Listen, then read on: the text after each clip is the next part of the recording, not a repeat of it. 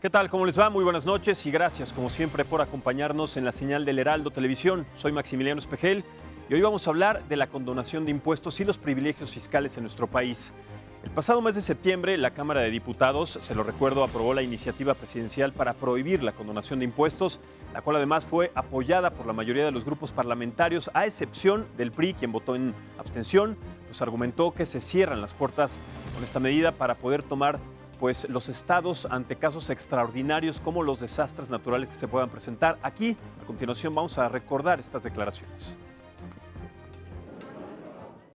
También se tienen que prever los casos, las excepciones para los casos de desastres naturales, epidemias o similares.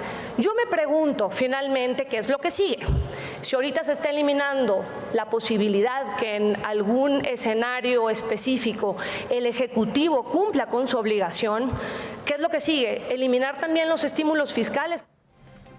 Bueno, y en recientes días también se desató una nueva polémica en torno a este tema. Tras 4 años de litigio, finalmente la organización Fundar, Centro de Análisis e Investigación, obtuvo la lista de favorecidos por estas condonaciones de impuestos durante los sexenios de los expresidentes Felipe Calderón y Enrique Peña Nieto de 2007 al 2015. Y el SAT también realizó condonación en este informe por más de 172,000 millones de pesos. Además, se cancelaron créditos fiscales por 572,743 millones de pesos. Y entre esta lista de beneficiados figuran personajes de todo tipo: cantantes, futbolistas, empresarios, figuras políticas, figuras públicas, como la propia, inclusive, dirigente nacional del partido Morena, Jacob Polensky, quien, de acuerdo a esta lista, se le condonaron impuestos por más de 16 millones de pesos. La morenista argumentó que esto se trató de un error de su contador, pero al respecto, el presidente de la Junta de Coordinación Política del Senado, Ricardo Monreal, opinó esto que le vamos a presentar a continuación sobre la condonación de impuestos a su líder de partido. Vamos a escuchar. Se hizo conforme a la ley, atentos al principio de legalidad, porque el presidente de la República tenía esa facultad de condonar impuestos y así lo hizo. Por fortuna llegó un nuevo gobierno que encabeza el presidente López Obrador, Andrés Manuel, y ahora un Congreso que está dispuesto a elevar a rango constitucional la prohibición tajante de la condonación de impuestos. Ahora no volverá a ocurrir en favor de nadie una condonación. Todos tenemos que contribuir con la hacienda. Bueno, ahí en estas declaraciones hay una polémica que ya estaremos tratando en su momento en esta mesa, pero también se espera que esta semana se discuta ahora en el Senado la iniciativa del presidente de México, Andrés Manuel López Obrador, para eliminar la condonación de impuestos en el país. Y en medio, por supuesto, de esta polémica, esto que le vamos a presentar ha sido su posicionamiento. Vamos a escuchar. Hacer mi pre-campaña. No vamos nosotros a permitir que nadie abuse y que legalmente pues no se pueda permitir estas prácticas.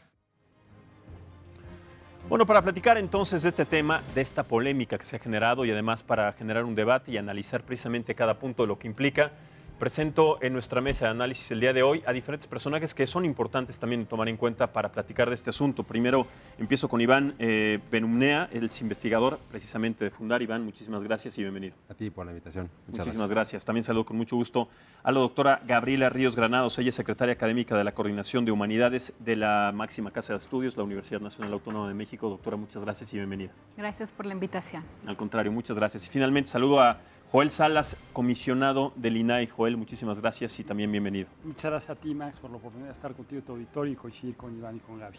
Muy bien, muchas gracias. Bueno, vamos a empezar primero contigo, Iván.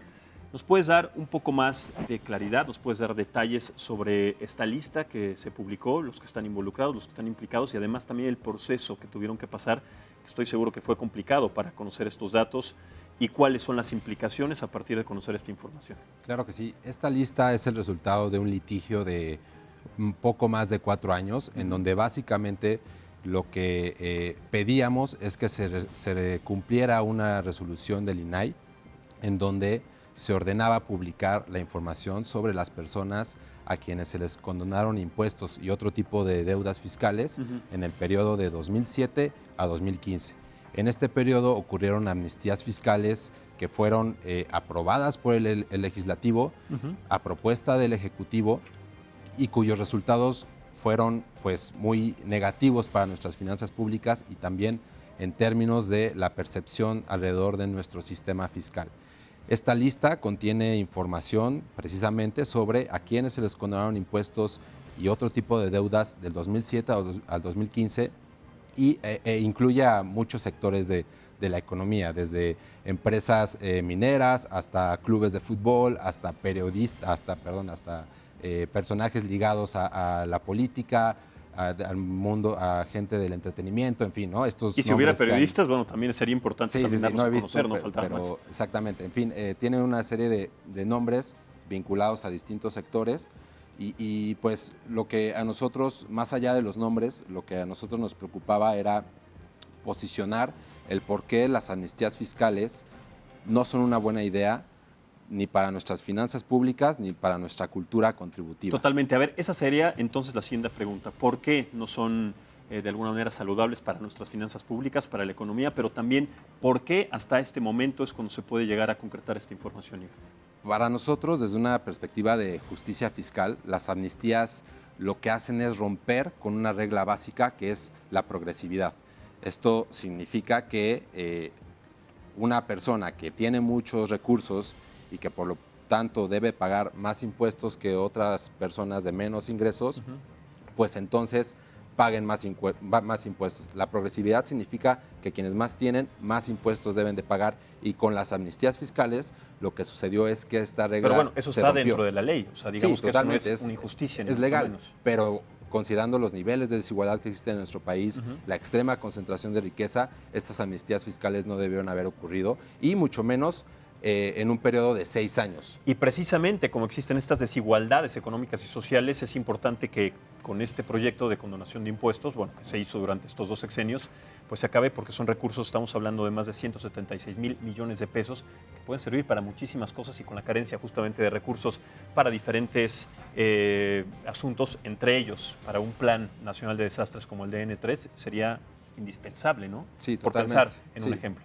Y lo peor de todo es que en estas amnistías hubo contribuyentes que se beneficiaron 2 veces y esto se debe precisamente a que en las amnistías no hubo controles y se diseñaron discrecionalmente. Por ejemplo, se pudo haber dicho que una persona que en el sexenio de Calderón hubiera recibido el perdón de impuestos no podía volver a beneficiarse en el sexenio de Peña Nieto. Así y es. Eso no sucedió. Claro, o sea, eso fue, digamos que de alguna manera, algo que más allá de que estaba fuera de la ley, también estaba prorrogándose esa facultad o ese beneficio. Y estuvieron, todo fue legal, nuestra crítica no va desde lo legal, sino desde la legitimidad y además pues desde la sobre transparencia. Exactamente, también. Básicamente también de lo que estamos hablando. Doctora, ¿qué opina a partir de esta medida y de la resolución de esta medida?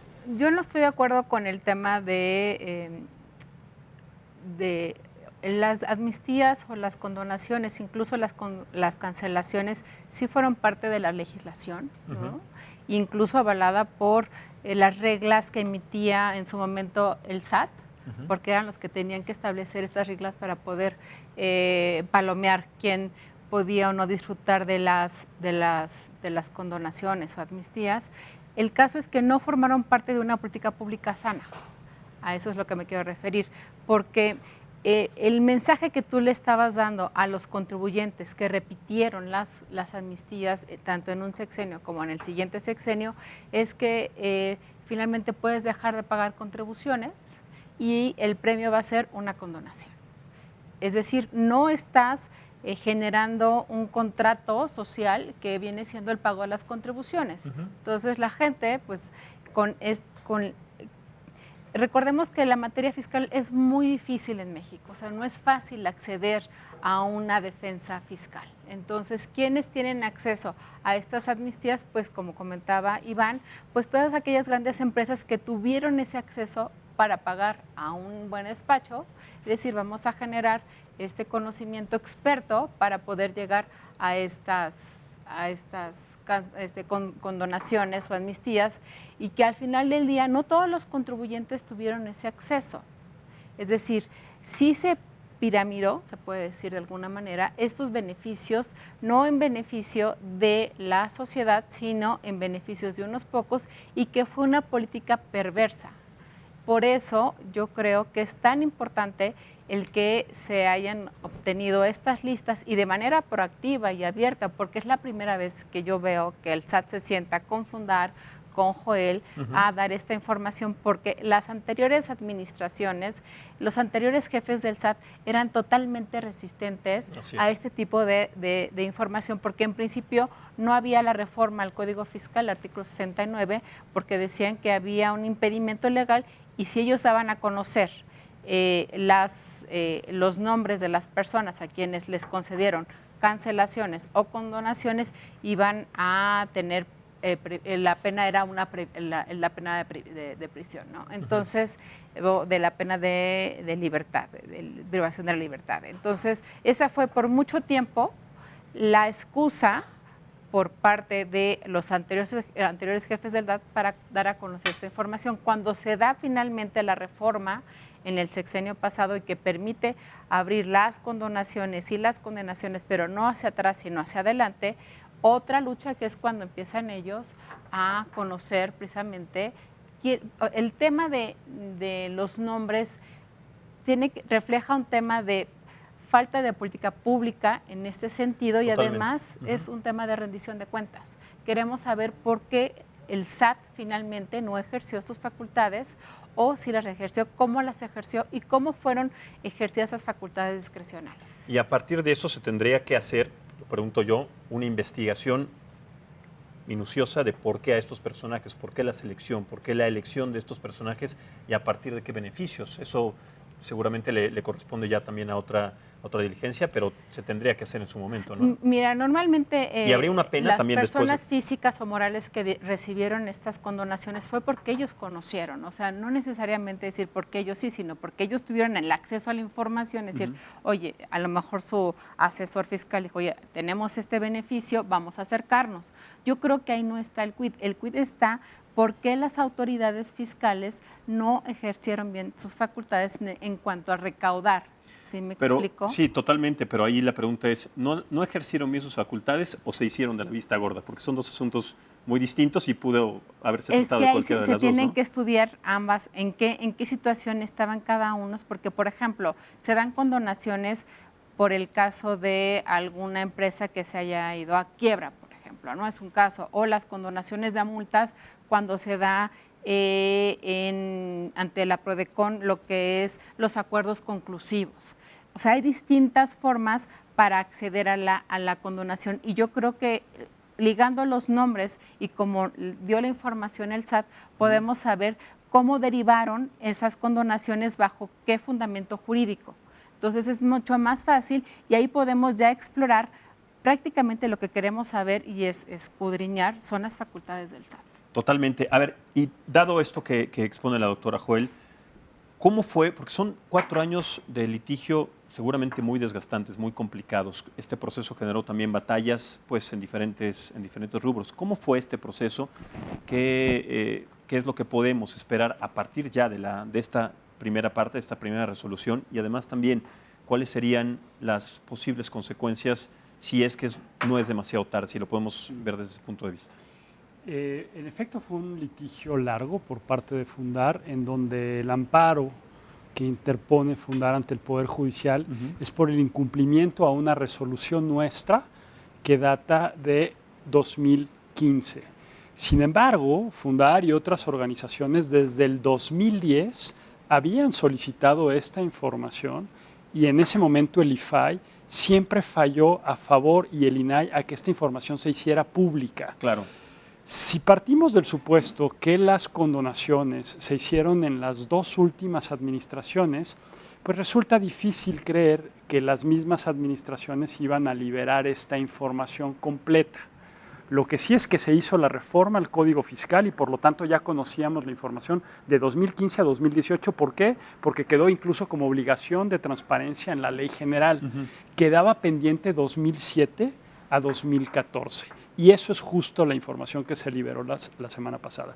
Pero yo quiero añadir un elemento a la discusión, y es que si analizamos los informes de auditoría de la Auditoría Superior de la Federación desde la cuenta pública 2007, nos vamos a dar cuenta que la auditoría señala estas medidas son preferenciales y especiales y afectan la capacidad recaudatoria del Estado mexicano y la capacidad de recuperar los adeudos. Es Totalmente. decir, Estamos hablando del 32% del recurso del Estado, solamente con estas condonaciones, y ¿cierto? peor aún, este tipo de amnistías fiscales generan incentivos perversos Así es. porque hace que las empresas dejen de pagar impuestos porque ya saben que es posible que se les condone.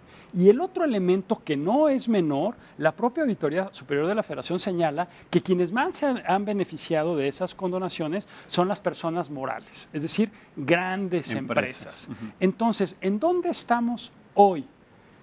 Pues sí, efectivamente es legal, pero si tú analizas el artículo 3º transitorio de la Ley de Ingresos del 2013, es sumamente laxo, a grado tal que la propia Auditoría Superior de la Federación observó que el SAT no tenía que vigilar de manera exhaustiva cada una de las solicitudes que llegaban, y eso yo creo que es el debate hacia el cual hay que ir. Exactamente. La semana pasada el secretario de Hacienda, tras concluir su comparecencia en la Cámara de Senadores, dijo: vamos a hacer auditorías aleatorias a la lista para evaluar si efectivamente los criterios se cumplieron.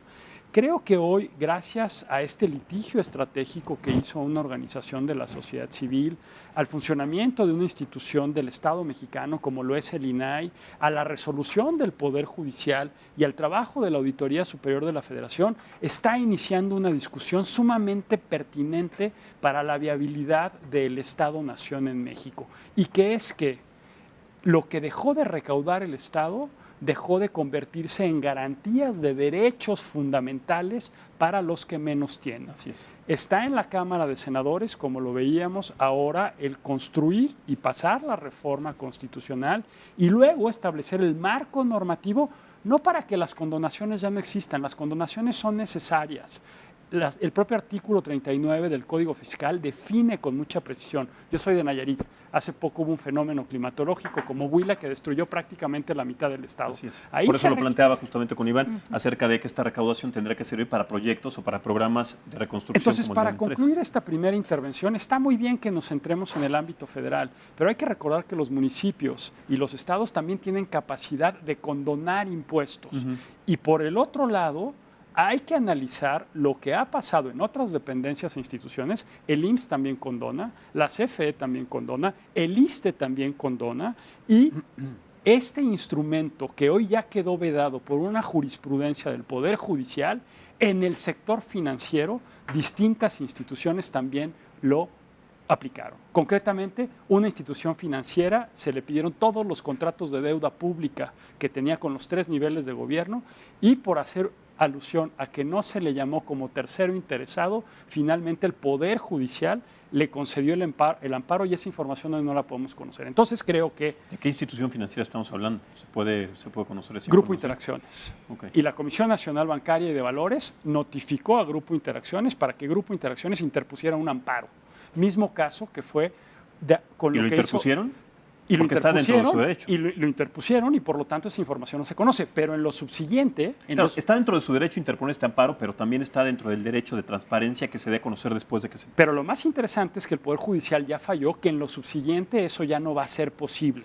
¿En lo subsiguiente en qué periodo? A partir de que se emitió la jurisprudencia, que fue el lunes pasado. Correcto. Entonces, ahora, ¿en dónde estamos? En que yo sí creo y confío que todos los 201 amparos, que representan casi el 33% de los montos que todavía no se conocen, se van a caer como castillos de arena. Y de aquí la importancia de que monitoreemos el comportamiento del Poder Judicial, porque ya se aceleró para generar esta jurisprudencia. Esperemos que ahora tenga los mismos tiempos para ir dejando sin sustancia aquellos amparos que impiden que hoy conozcamos la información y que el propio Poder Judicial, ante una jurisprudencia, ya dijo que no es válido el derecho a conformarse a interponer un amparo por la falta de garantía de audiencia como tercero interesado. Correcto. A ver, vamos a tocar, porque me parece esto muy interesante y de aquí se derivan pues diferentes aristas y además también connotaciones que tiene siempre coyuntura y que de alguna manera pueden llegar hasta el mismo tema, sobre todo cuando estamos hablando de dependencias en el Estado de México como las que tú mencionabas, que quedan desprotegidas totalmente o de alguna manera, ¿no? Pero concretamente el tema de Jacob Polensky, que estuvo aquí también hace un momento, y sobre esta condonación, son 16 millones de pesos en impuestos que dejó de pagar. ¿No consideran que hay una congruencia, una discrepancia entre lo que plantea el presidente de México, Andrés Manuel López Obrador, a partir de que no se va a volver a condonar impuestos a ningún personaje, cuando la líder nacional de su partido tiene como le llamaron en su momento, un error de su contador? ¿Eso es un error de su contador? Porque ahora resulta que todos son errores, ¿no?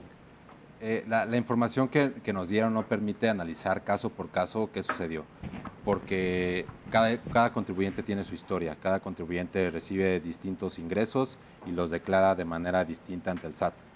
Y con la información que tenemos, lo que podemos decir es que estas amnistías fiscales fueron diseñadas de tal forma en que la autoridad fiscal tuviera, digamos, las mínimas facultades de comprobación y casi lo único que tenía que hacer era darle un sí a lo que le dijera el contribuyente. Esto también lo detectó la auditoría. En fin, es un proceso que ha tomado mucho tiempo de estudiarse y que incluso el propio SAT, al concluir la amnistía 2013, emitió un informe diciendo, por favor, que esto no vuelva a ocurrir, porque perdimos muchos recursos, se hizo todo mal y los impactos en términos recaudatorios fueron muy negativos. Al final del día, esta lista nos confirma que cuando se rompe el principio de progresividad, cuando se le permite a un gran contribuyente recibir el mismo beneficio que un pequeño contribuyente, pues claramente de este lado van a salir los más beneficiados. Y ese es el gran problema de las amnistías.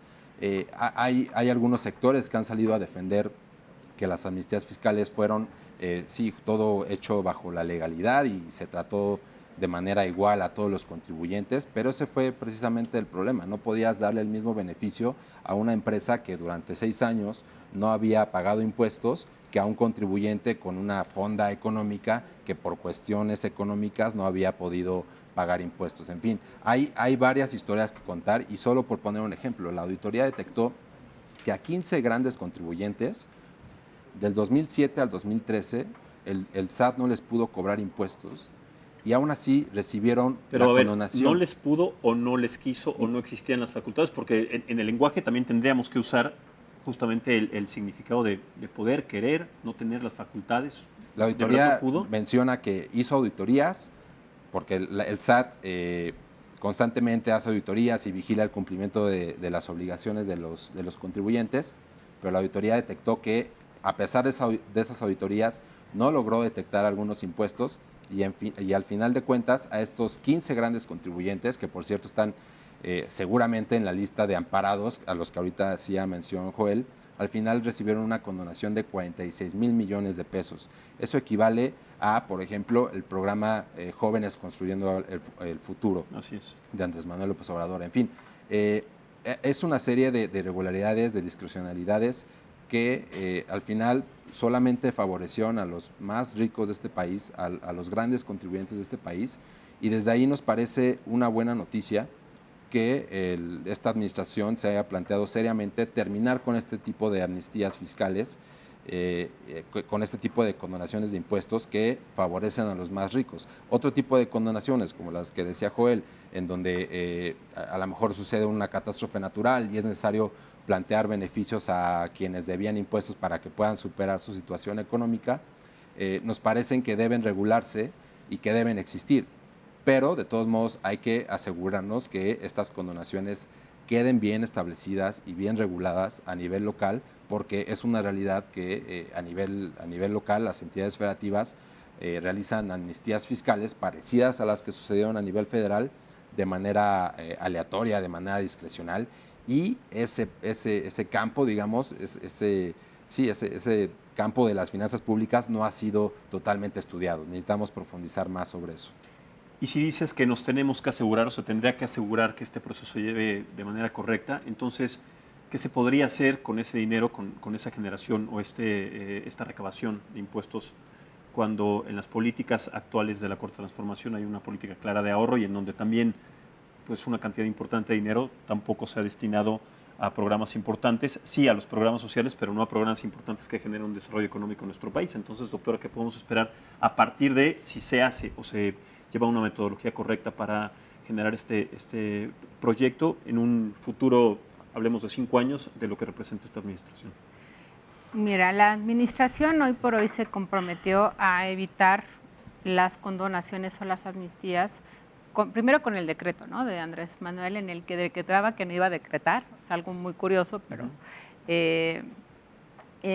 sin embargo el mensaje estaba ahí, ¿no? O sea, ya no iba a haber estas condonaciones. El tema de cómo invertir el dinero, yo creo que todas las a nivel local y a nivel municipal es importantísimo fortalecer lo que es la recaudación. Pensemos, por ejemplo, en el impuesto predial. El impuesto predial es municipal, ¿y qué pasa con los municipios? No tienen una facultad como tal para poder recaudar a empresas este impuesto, y hoy por hoy en México no podemos tener un alto índice de recaudación, salvo en la Ciudad de México, porque en la Ciudad de México es una hacienda unitaria de las cuales las alcaldías no tienen facultades y por lo tanto la Ciudad de México es la que recauda a favor de ellas. Entonces tendríamos que pensar cómo fortalecer estas facultades de recaudación, porque ese es el ojo donde puso la mira ese tipo de juicios, es decir, no tanto conocer, sí era importante conocer los nombres de las personas físicas y morales que fueron beneficiadas para cerrar la pinza. ¿Es importante conocer los nombres entonces? Sí, claro, para cerrar la pinza. Claro, aquí nos preguntan justamente por qué sí se habla se dieron a conocer nombres, pero que no se dice concretamente qué personas o qué empresas son las que... Porque pues se dice, están las listas. Hay mucha gente que dice no sabe cómo tener acceso a esa lista. ¿De quiénes estamos hablando, por ejemplo? Tiffany, por ejemplo, ¿no? La empresa de joyería. Sí, claro. Sí. ¿No? De hecho, uno entra a la página de Fundar y inmediatamente hay un Excel donde uno puede estar revisando el nombre de la persona física o la persona moral, el monto por la que recibió la condonación y bajo qué fundamento legal, ya sea el artículo 74 del Código Fiscal de la Federación o el artículo 7º del transitorio o del 7º transitorio de la Ley de Ingresos de la Federación en los años que se dieron, ¿no? 2003. La página es privilegiosfiscales.fundar y ahí está la información que nos entregó el SAT y ahí también iremos informando. Es importante. ¿De qué sirve conocer esta información? O sea, por ejemplo, ¿de qué nos sirve saber que en este caso Tiffany o alguna persona física, más allá de las morales, tengan o ya podamos saber esta información? ¿Cuál es el fundamento? ¿Cuál es, digamos, la ventaja que tenemos ya después de que pasó esto de conocer esta información? Yo creo que es un acto, en primer lugar, de justicia hacia el resto de los contribuyentes que claro, pagan impuestos. Pero ya pasó. Sí, hay que considerar que este litigio, que inició hace 4 años, fue ideado bajo un contexto en donde dábamos por hecho que iba a ocurrir otra amnistía fiscal. Es decir, 3 sexenios anteriores hacían amnistías fiscales. Ya habíamos detectado que los más ricos se beneficiaban. Lo que queríamos era prevenir que esto volviera a ocurrir. Con la información que ya tenemos, confirmamos quiénes son esas personas, pero además creo que nos sirve como sociedad muchísimo porque nos permitirá tener un debate todavía más informado sobre nuestro sistema tributario, un sistema del que, por cierto, conocemos muy poco. Es decir, este caso sobre a quienes se les condonaron impuestos es uno de los primeros, y no quiero presumir ni hacerlo, ni verme muy egocéntrico, en fin, pero es uno de los primeros casos en donde tenemos información sobre a quienes benefició el gobierno vía las autoridades hacendarias. Y eso para mí es un gran precedente que nos permitirá ir avanzando hacia otro tipo de peleas que nos den la posibilidad de exigir que nuestro sistema tributario haga más esfuerzos por que las personas más ricas y las grandes empresas de este país paguen lo que deberían de pagar, considerando, por supuesto, que somos una de las economías que menos recaudación de impuestos tiene en el mundo, que nuestros niveles de desigualdad son extremos y además que nuestra política tributaria casi no hace nada por aliviar esos niveles de desigualdad. Está desactualizada, no hay impuestos suficientes para gravar la riqueza de quienes más dinero y capital tienen, y ese es el problema de fondo, que nuestro sistema tributario no es lo suficientemente equitativo ni suficientemente progresivo. Y yo agregaría un tema de rendición de cuentas. O sea, finalmente yo estoy solicitando al Servicio de Administración Tributaria que rinda cuentas ante mí, que yo soy una contribuyente cautiva y que finalmente... Y además constante. Claro, ¿no? Regularizada, entonces, comprometida de alguna manera. No, hago mis declaraciones mes con mes. ¿No? Entonces, pero esas declaraciones, ese pago de impuestos, de alguna manera, tomando en cuenta a los que estamos aquí, pues no los vemos reflejado en los servicios básicos, los servicios públicos más básicos. Es muy raro ver reflejado nuestro pago de impuestos. Este amparo, yo les comentaba, o sea, este juicio que ganó Fundar es importante, sí es importante conocer los números de los beneficiarios porque nos ayuda a cerrar la pinza en cuanto a la rendición de cuentas de la actuación de la autoridad fiscal. En este caso, el SAT, porque en efecto aplicó la ley, pero aplicó la ley con sus reglas, con las reglas de carácter general, que además fueron aprobadas en algún momento dado por el órgano de gobierno del SAT. Entonces es importante conocerlos porque además viene ligado con otro principio que se conoce como sinceridad tributaria. Entonces, así como hay un principio de sinceridad presupuestaria, este es un principio de sinceridad tributaria que tiene que ver con el tema de transparencia, con el tema de los beneficios y con el tema del trato equitativo a todos los contribuyentes. Entonces yo creo que fortalece a las instituciones lejos de mermar o de que llegue a ser, como dirían los españoles, un tema de cotilleo. O sea, no es un tema de cotilleo, es un tema de asuntos públicos y cosa pública. Correcto. Vamos a hacer, si les parece, una pausa. En un momento regresamos para seguir analizando este tema, Joel. Y justo vamos a dejarlo en este punto que está analizando la doctora. Estamos hablando sobre los privilegios fiscales, la condonación de impuestos en esta administración de Andrés Manuel López Obrador. Los invito para que se queden con nosotros después de la pausa en esta mesa de análisis y debate político. Volvemos. Muchas gracias por continuar con nosotros en la señal del Heraldo Televisión. Estamos platicando en esta mesa de análisis y debate político acerca de los privilegios fiscales que algunas empresas físicas y morales tuvieron durante las administraciones de Felipe Calderón Hinojosa y también del expresidente Enrique Peña Nieto, la condonación de impuestos y lo que implica además esta situación. Vamos a escuchar, si les parece bien, antes de seguir con este tema, las palabras de Andrés Manuel López Obrador refiriéndose a qué es lo que él piensa sobre esta nueva iniciativa. Sí era un mecanismo que se aprobaba cada año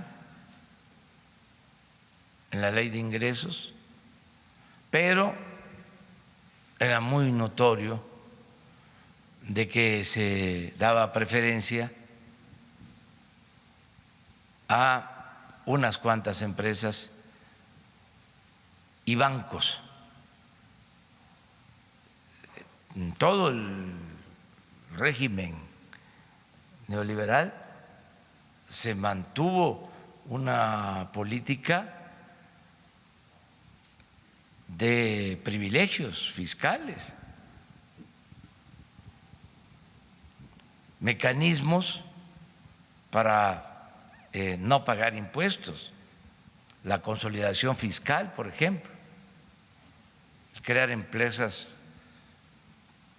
falsas, muchas, o comprar empresas quebradas para que una empresa grande que tiene utilidad distribuya su utilidad entre todas las empresas y al final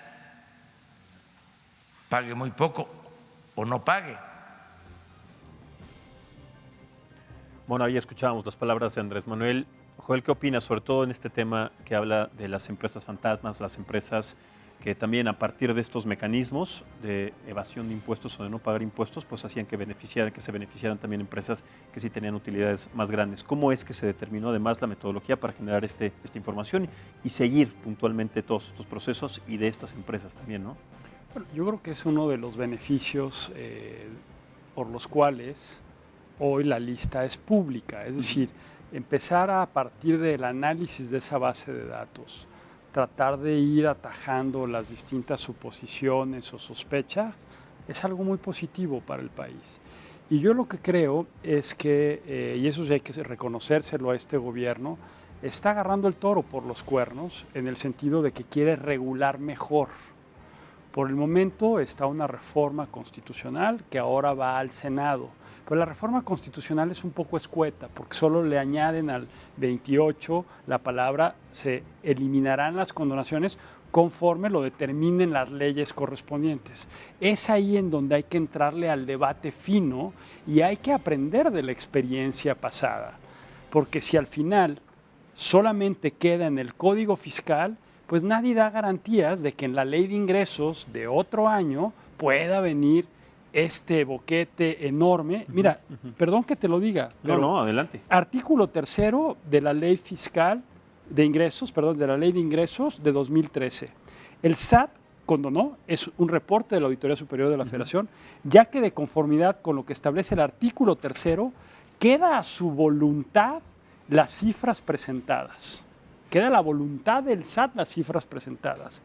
Para las autodeterminaciones realizadas por los contribuyentes no se cuenta con información para su validación, ya que el artículo 3º transitorio lo permite. Pero a ver, Joel, ahí no estamos... establecía la obligación de proporcionar información al momento de solicitar la condonación. No, pues y en función de eso se capturaba y quedaba autorizada la condonación. ¿Y quiénes tenían acceso a eso? Pues quienes tienen un gran despacho de abogados, quienes tienen un gran despacho de contadores y que saben muy bien cómo utilizar los procedimientos. Y cómo utilizar el lenguaje, porque en esta información laxa de la que estábamos platicando, esta información laxa se pueden aprovechar también. Nuevamente, ¿por qué sirve que esto se haga público? ¿Por qué sirve que se dé un debate público sobre quiénes se beneficiaron de estas condonaciones? Porque en el fondo puede despertar una actitud del público para que diga, a ver, yo me la paso trabajando, personas físicas, todos los días y a mí no me han condonado un solo impuesto. Y ahora resulta que empresas de cualquier sector que tú quieras, pero que se sabe que les van muy bien, en determinado momento forman parte de estas amnistías. Ojo, también gobiernos estatales. A gobiernos estatales se les condonó el pago del ISR. ¿Por qué a funcionarios públicos? ¿A qué gobiernos estatales? Para hacer un análisis sobre todo de gobiernos que en su administración, en su momento, dejaron con una crisis económica. Si mal no recuerdo, está Michoacán dentro de los gobiernos estatales. Y gobierno que dejó la administración con una seria, con un severo problema. La propia CFE está dentro de la lista. El IMSS, múltiples el ISSSTE. instituciones. ¿Por qué? Entonces, hacia donde yo quiero ir nuevamente y poner énfasis en esto, de ahí la idea de justicia fiscal, es si queremos construir una sociedad más igualitaria, el mecanismo por excelencia de redistribución es el Estado. Pero para que el Estado logre disminuir esas asimetrías, México es uno de los países que tiene la mayor brecha de desigualdad en el mundo. Totalmente. Piketty no pudo hacer su análisis, incluir a México dentro de su análisis de cómo estaba el capital a lo largo de los últimos 150 años, porque justo no pudo conocer esta información. Sí. Bueno, entonces, ahora es momento de ya entrar al debate qué tipo de reforma fiscal requiere nuestro país y qué hacemos. Uno, para que exista un proceso real de rendición de cuentas de lo que ya sucedió.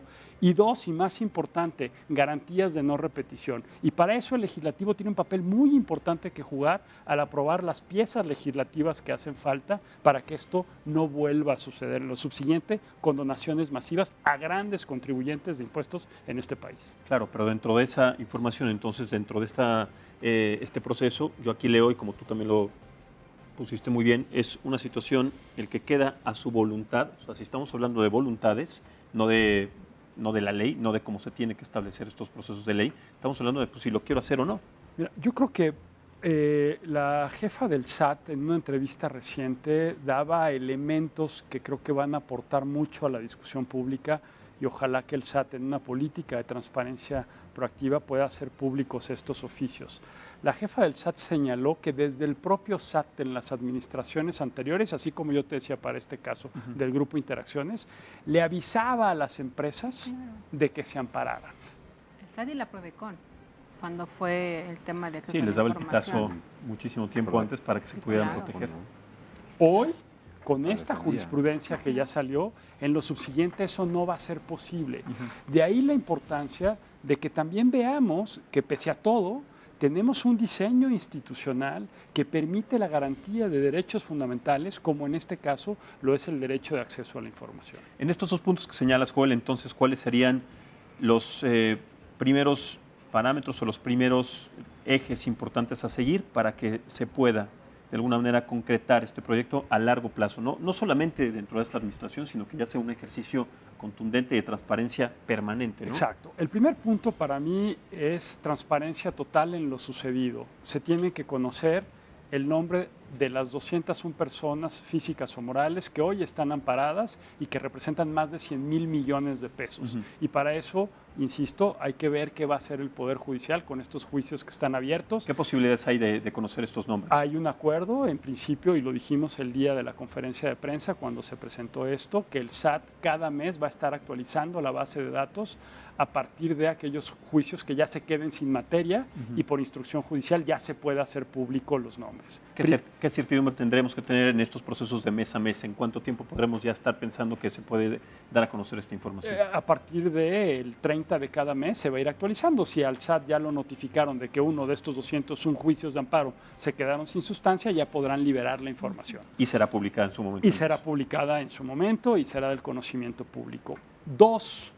Tenemos que cuidar muy bien el proceso de confección legislativa para que la reforma constitucional no se quede solo en eso y poder contemplar claros criterios para cuando procedan las excepciones de poder generar estas condonaciones. Hablábamos aquí de algunas hipótesis, pero hay otras.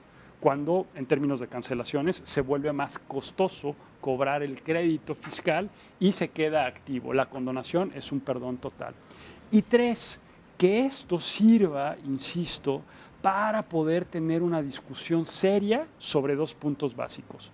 1, que las entidades federativas se sumen a esta discusión, que los alcaldes, que los gobernadores se les quite esta capacidad discrecional de mover la política fiscal en sus ámbitos de competencias. Y 2, y lo más importante, en función de lo que dejó de recaudar el Estado mexicano y de cara a un proyecto futuro, hacia dónde tiene que ir la política fiscal en este país. Porque es claro que los que más tenemos que pagar más. Y además en esta política de la Cuarta Transformación, de estar combatiendo la corrupción y a la impunidad, también tendrían, como tú bien dices, que estar involucrados los presidentes municipales, los alcaldes, los gobernadores, pero no sería, y como se conoce coloquialmente, pedirle peras al olmo en una situación como la que vemos en diferentes estados de la República, en donde, entre otras cosas, el crimen organizado, la corrupción y diferentes factores están pues metidos hasta la médula en cada una de estas entidades. De ahí la importancia de la discusión parlamentaria para que esto quede como leyes generales y que tengan competencia sobre los otros niveles de gobierno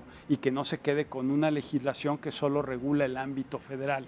Pero esto implica poder llevar esta discusión como una discusión de Estado. Y aquí, evidentemente, los académicos tienen mucho que aportar, las organizaciones de la sociedad civil tienen mucho que aportar, y desde luego hay que escuchar también lo que puedan decir los ayuntamientos, lo que puedan decir los estados y un actor fundamental, el propio SAT.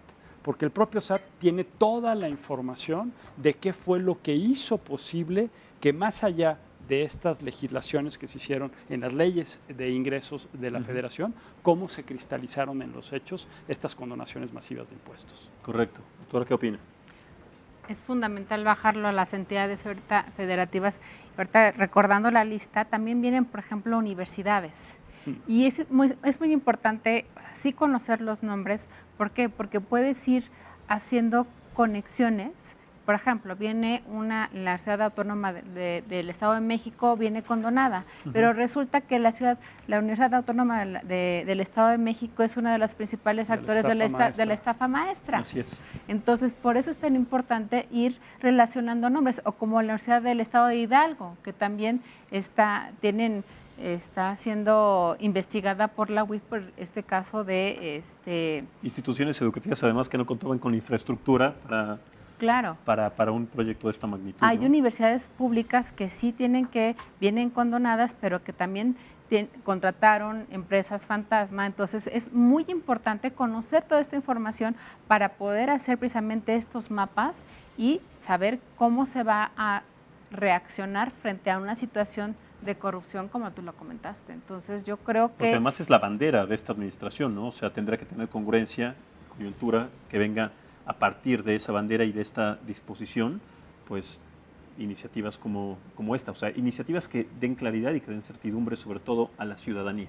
Claro, y que ayuden mucho a el tema de la rendición de cuentas. O sea, la rendición de cuentas tiene que ser desde la ciudadanía y desde la ciudadanía que esté, no importa en qué municipio, ¿no? Totalmente. Hablando de la rendición de cuentas, Iván, déjame poner esta pregunta sobre la mesa, puede ser un poco delicada, pero creo que también es importante tocarla, sobre también esta generación de recursos y también esta desviación de impuestos para generar también pues, un dinero importante para apoyar a un candidato en su momento, un candidato presidencial, municipal, estatal. ¿Existe la posibilidad de conocer esta información? ¿Se está haciendo una información para conocer si es que también en estas empresas hubo, pues también esta, y si se le puede decir así, esta malversación de fondos para apoyar a candidatos en su momento? Nosotros como organización de la sociedad civil no podemos afirmar algo como tal. Pero existe la posibilidad. Digo, eso será trabajo de los periodistas, por ejemplo, ¿no? Uh-huh. Si ellos tendrán sus metodologías o sus intereses y si descubren algo así, pues sería muy... Es lo primero que a mí se me ocurre porque de alguna manera también dentro de los recursos que uno piensa que salen para las campañas de diferentes presidentes municipales, de candidatos para cualquier puesto, pues de dónde pueden salir también recursos si no es, y sobre todo lo puesto en la mesa, si no es de una desviación o una condonación de impuestos, ¿no? Quizás, no sabemos, no hemos analizado a ese detalle las listas y solo repetir que cada uno de esos nombres que está ahí publicado es una historia distinta y quizás no vayamos a saber, no vayamos a tener acceso a los datos fiscales, a los expedientes, al número de auditorías, en fin, a cada procedimiento que se llevó a cabo para decidir la condonación de impuestos. Pero esto tiene que ver con el mismo diseño de estos programas. Como ya comentaba Joel, tú podías decirle al SAT, te debo 80,000 pesos, y el SAT te los condonaba sin que le tuvieras que comprobar nada. Y ya desde ahí eso representa una serie limitante para poder acceder a más información. Para nosotros lo que siempre estuvo en juego era acceder a información que ya el INAI había dicho por más de 40 ocasiones que era información de interés público y que se tenía que revelar. Y aquí hay un argumento muy valioso que siempre recuperó el INAI y que también fue sustentado por el Poder Judicial, y es que las condonaciones de impuestos son básicamente una transferencia de recursos públicos. Se parecen mucho a una beca o a un subsidio, porque cuando te condonan impuestos, tú al final del día tienes un beneficio económico en tu bolsillo, al igual que cuando el gobierno te da un subsidio o decide contratarte para que desarrolles alguna obra, en fin. Y esta lógica nos ayudó mucho durante este litigio a que el Poder Judicial, que es un poder que usualmente suele estar desapegada o es ajena a los debates de acceso a la información y rendición de cuentas, pues se involucrara y se pronunciara a favor de la transparencia de la información. En fin, creo que estos datos que finalmente fueron revelados nos permite saber qué sucedió en el pasado para no repetirlo y evitarlo a toda costa.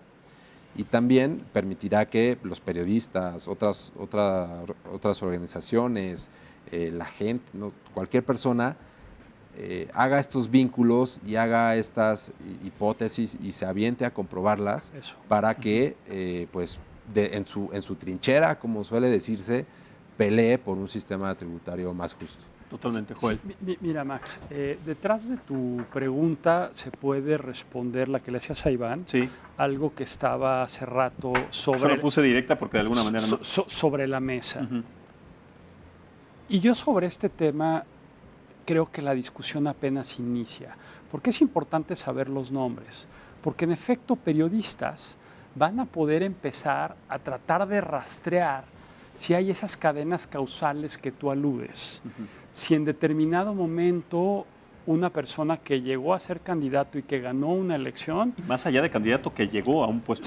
Se vio beneficiado por estas condonaciones o amnistías fiscales.